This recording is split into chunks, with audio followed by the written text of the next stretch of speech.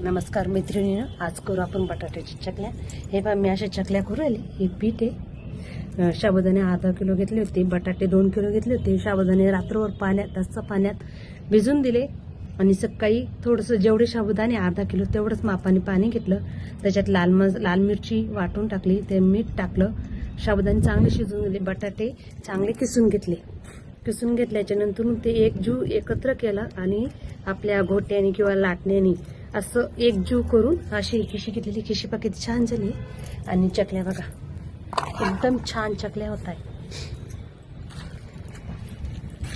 आणि आपला हा हात चोऱ्याच्या चकल्याने मैत्रिणीनं कशा वाटतात चकल्या. अजून निम्म पीठ बाकी एवढं.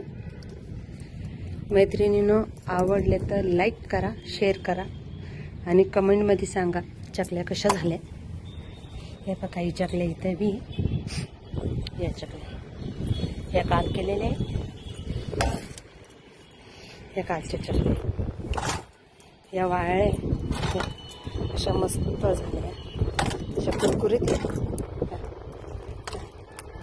छान वाजतात.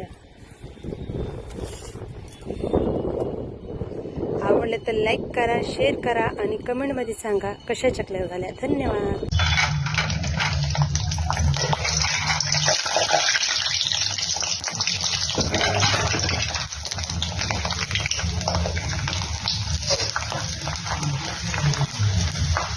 छान मस्त चकल्या झाल्या आपल्या. किती छान मस्त दुपटीने फुलले.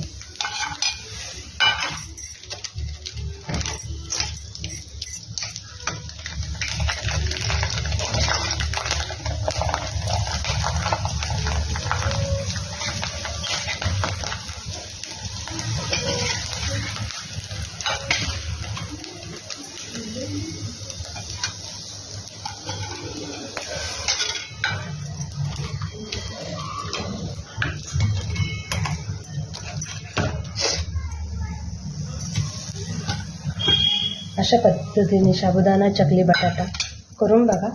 हे बघा चकली अशी कुरकुरीत आहे, खायला बी कुरकुरीत झाली. या पद्धतीने साबुदाणा बटाटा चकली नक्की करून बघा. आवडले तर लाईक करा, शेअर करा, कमेंटमध्ये सांगा बटाटा चकली कशी झाली. धन्यवाद.